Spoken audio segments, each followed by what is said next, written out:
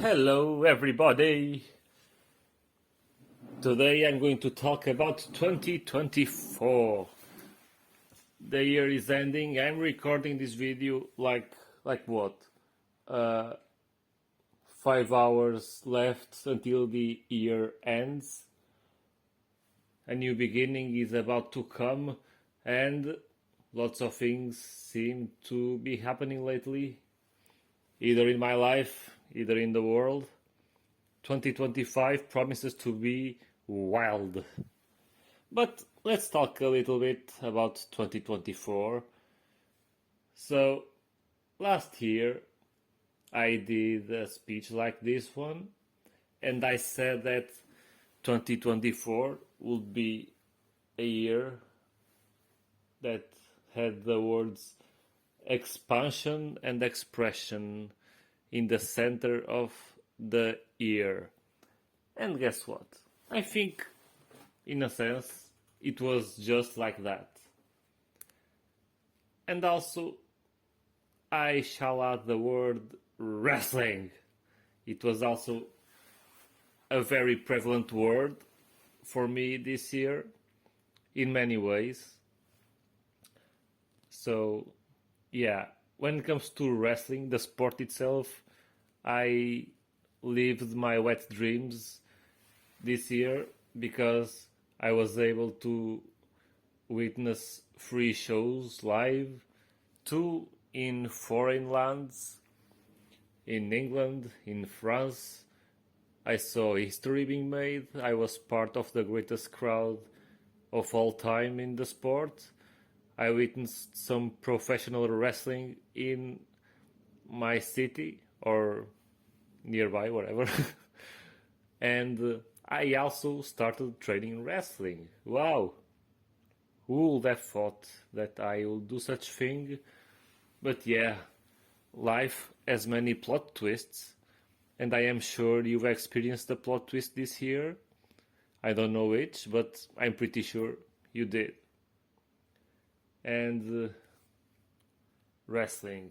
Wrestling also can be seen on a soul level because, at least for me, there was this inner wrestling. Like, there are so many goals, so much to do. What should I do? Where should I start? What should I prioritize in life? Like, I think it's good to have so many things you want to do. I think it's good to focus on many fields in life. Like, it's great. It's great because you are not stopping, you are not stagnating. It's better to have many things you enjoy than have none. Because if you have none, what's going on then? Are you missing something? Are you uninspired? You don't know what to do in your life? Are you lost? They may be two sides of the same coin, two extremes that may be challenging, because if in one hand you may be lost and aren't sure on what to do, then you are stuck. However, in my life, I've expanded so much. I've learned so many things. I am enjoying so many things. I'm passionate about so many things that I get stuck to because my energy is to spread around all those things. And how do you deal with that? You need priorities. And in my case, it feels like they are spreading all over the place. It feels like they are changing all over the place. And it's hard to make a call. And one thing that is worth noting is that we are creators. We have free will. We can build things from nothing. You can literally see that if you are building like a building, like a house. You have a piece of land, there's nothing in the land, and then you ask people for help to help build the things you want to build because you don't have it all figured out. There are the engineers, there are the workers doing the heavy lifting, and it's a team effort. And from from you that started the whole thing, that conceived the project, then off you go. In the end, if everything goes all right, you have a nice building. So yeah, it's complicated. Life isn't linear. Life, your life, everyone's life is designed to be hard. Hard for you because your hardships may be easy for me, and my hardships may be easy for you to handle. And I'd say that in those moments, that's where you see that growing in life is a team effort. And maybe sometimes we need that reminder. Because, hey, sometimes it's okay to be stubborn. Sometimes you feel like you can do things on your own. And I definitely feel that. And that's okay. But uh, everything goes better, everything goes faster if there's a team effort. And team effort goes a long way. Sometimes you may have the wrong teammates, and other times you only find the greater teammates. And that's part of the design of life. Maybe sometimes you're not a good team player yourself. That's why you'll attract team players that aren't very good. Or maybe you're missing boundaries and then you accept anyone with no filters. That's a possible lesson too. Anyway, I'm going a bit off topic here. I'm just going with the flow, going with the theme, jumping on and on. But yeah, 2024. What else happened in 2024? Well, there were the elections in America, and they are a great example in the world that we have more and more extremes.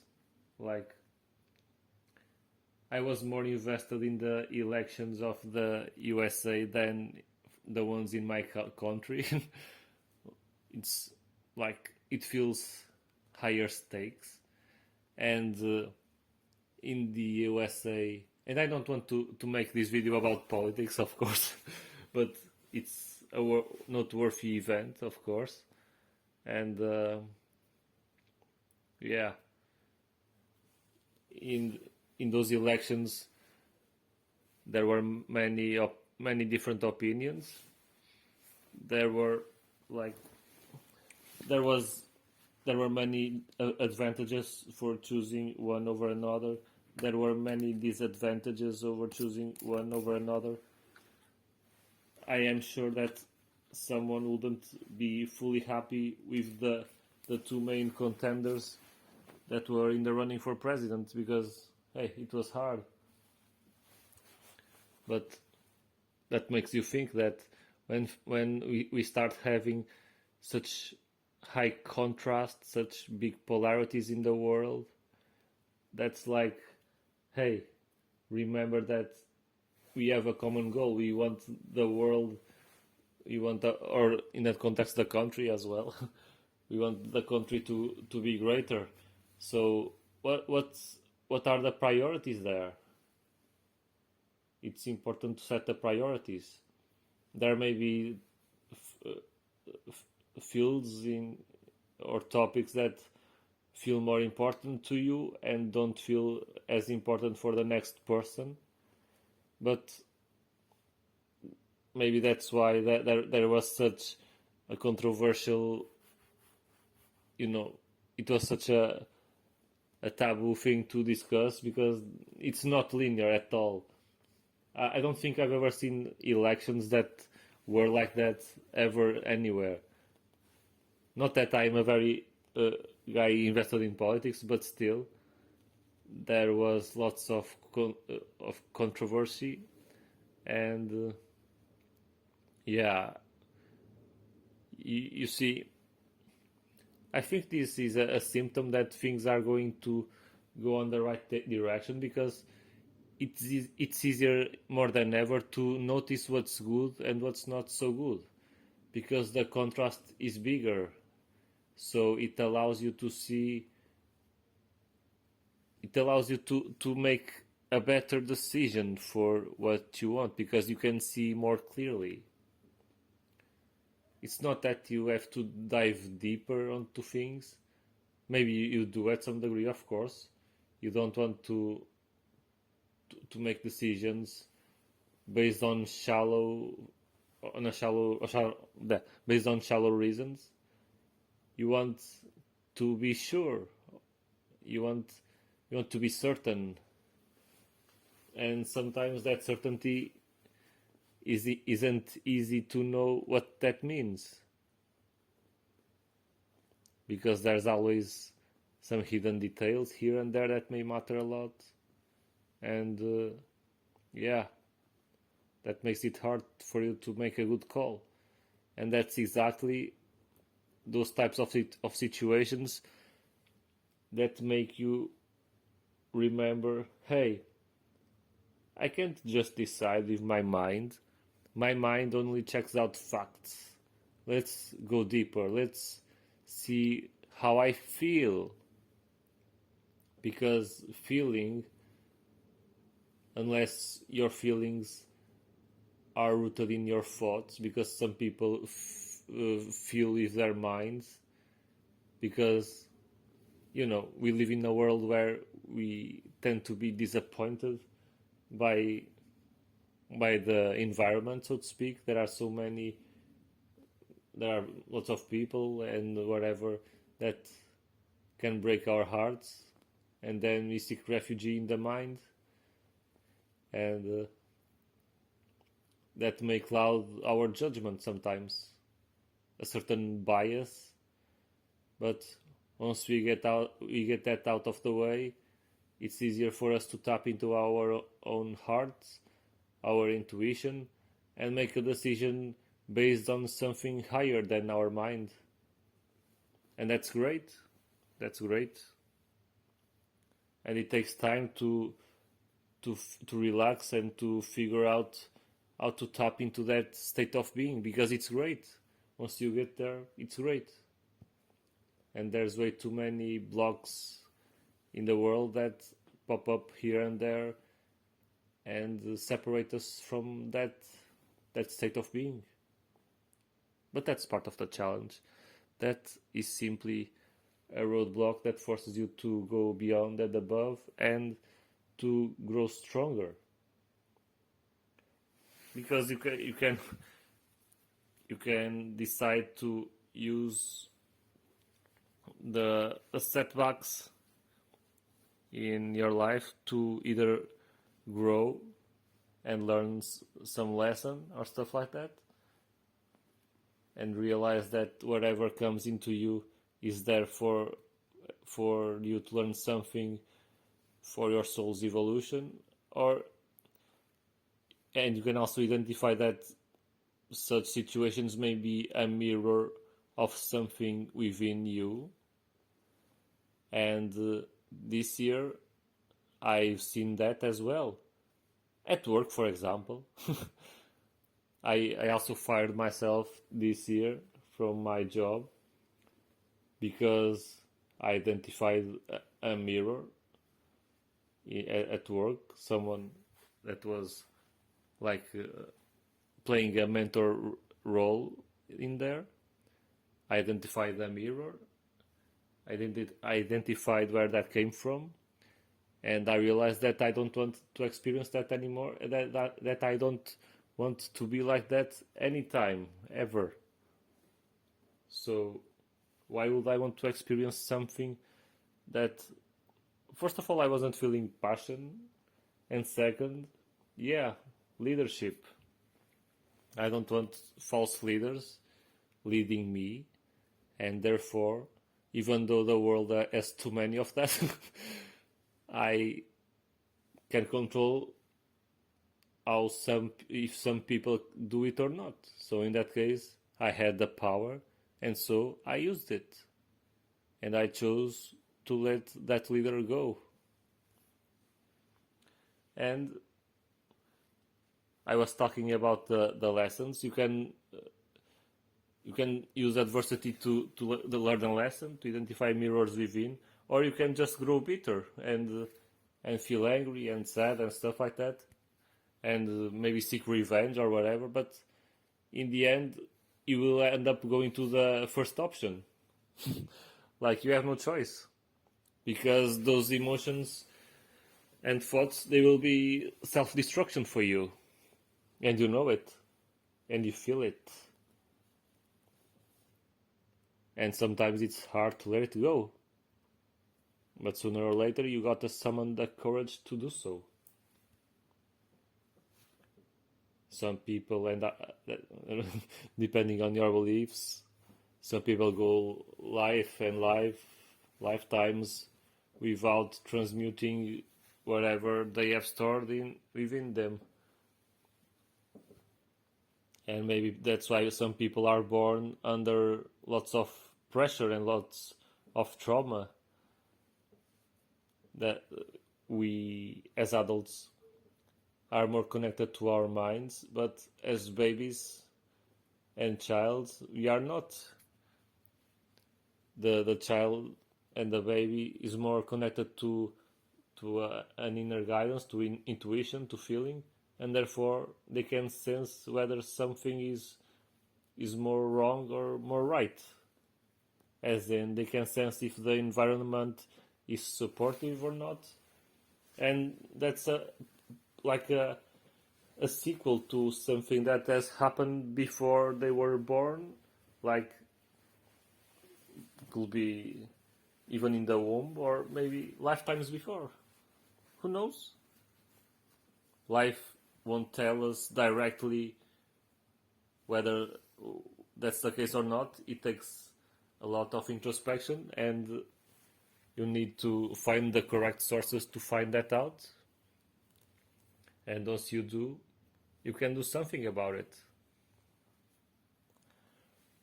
So, yeah, there's a lot that can be said and done here. So, regarding leadership, I talked about that situation at my previous job, and we can talk a little bit about leadership.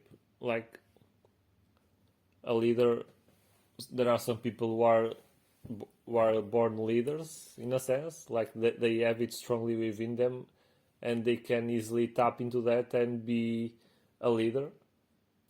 And others may take the longer route and be leaders, but fail at that, and that's okay. It's okay to fail, like, it's part of life. But one thing is to be a leader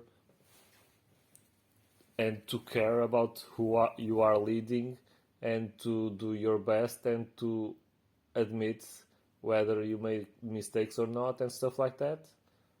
And those are the qualities of a leader. Like, you can easily see leaders in politics or in sports, whatever. You can see who is setting the example and who is not, because there are many leaders who are all about ego and who are all about serving their own purpose, and sometimes even hurting the ones they are leading. That doesn't make any sense. Leaders need accountability.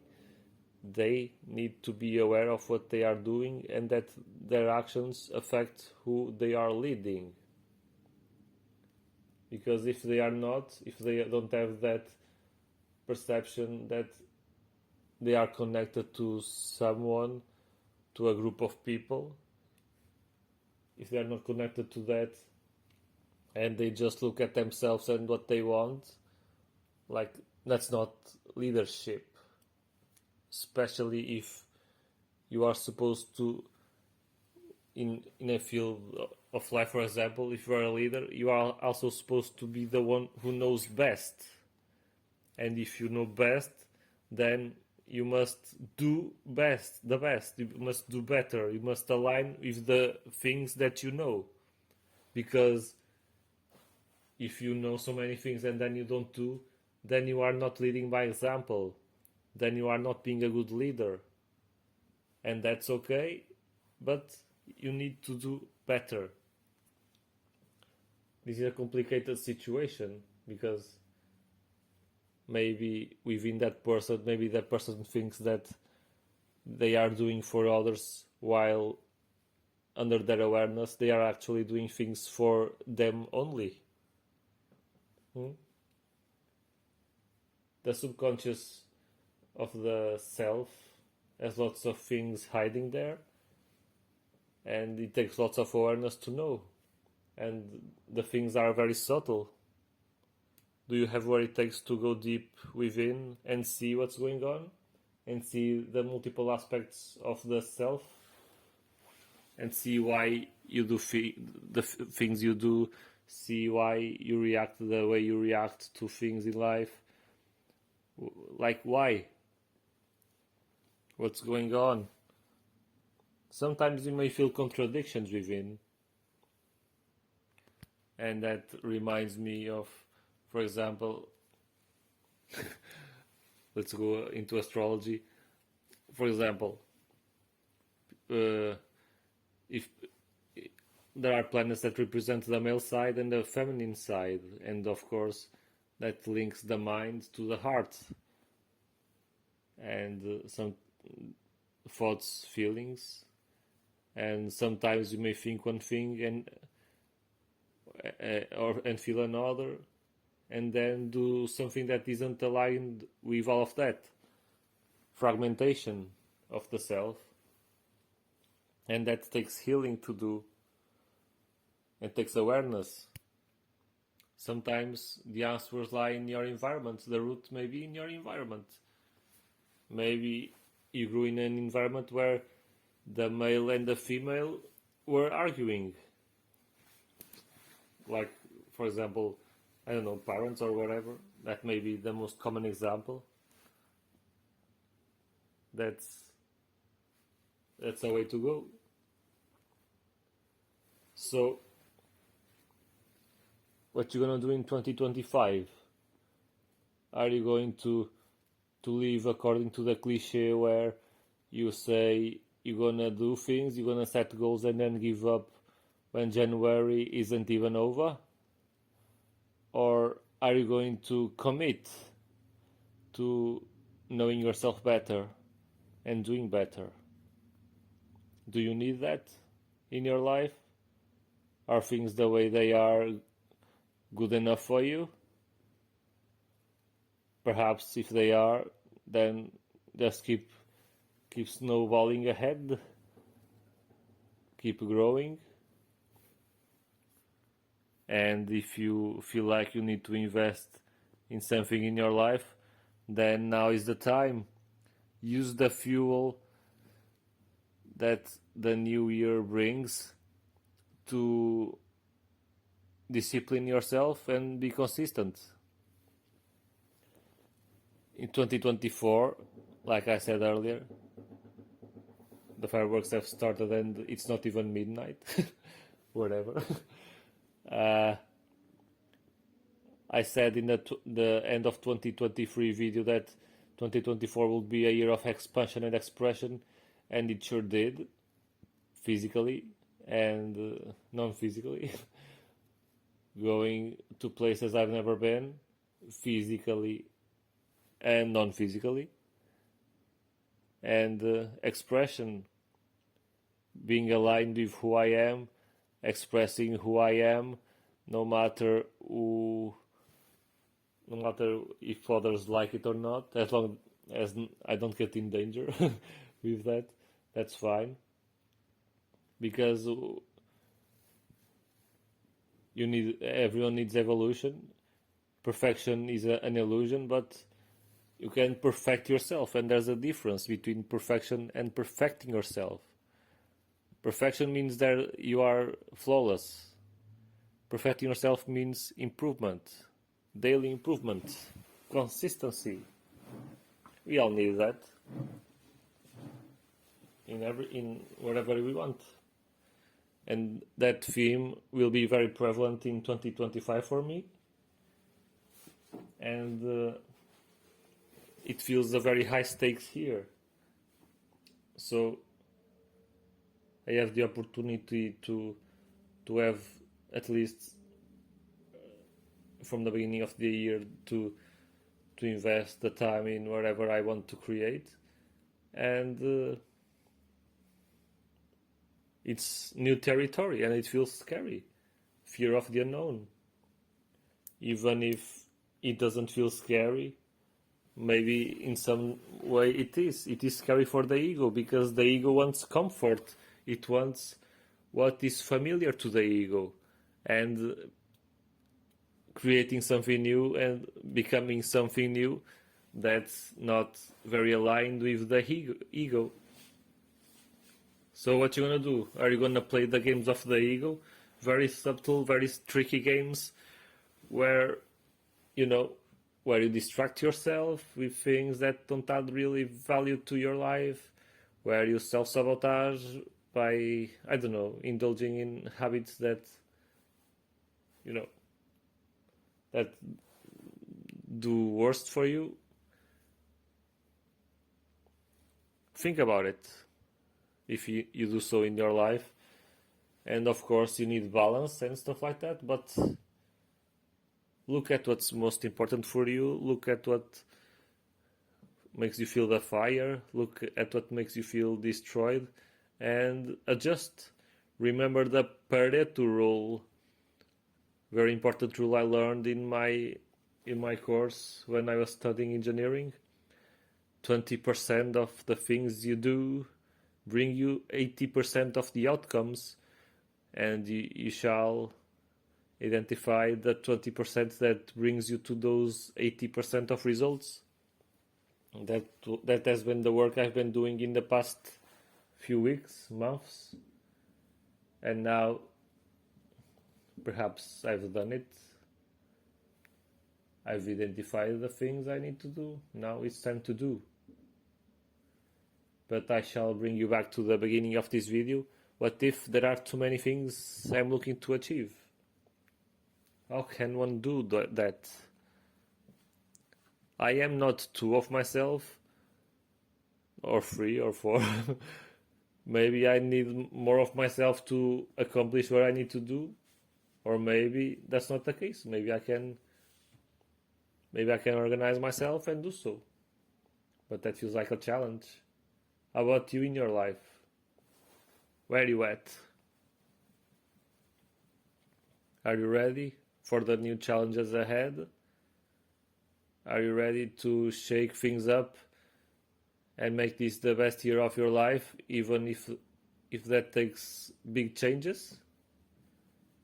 I don't know about myself, but I shall do it, because the only constant is change. And so let's change. And last year I talked about a word to describe 2024. I said it before and I'll say it again. I said expansion and expression. And what will I choose for 2025? I'm not sure. I don't have a clear word right now. Maybe I'll pause this video and think a little bit. Okay, I thought about it, and for 2025 the word I choose is healing, because as a wise woman said, healing is to experience the opposite. And what does that mean?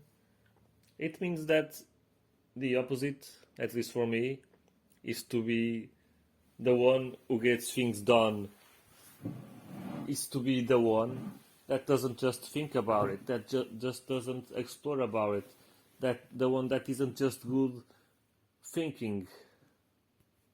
I shall be the one also being good and really, really good to do it, to anchor it, and to become, to lead by example and set out to do the things that I want to do. How about you? What is the keyword for your 2025? What are the goals for your 2025?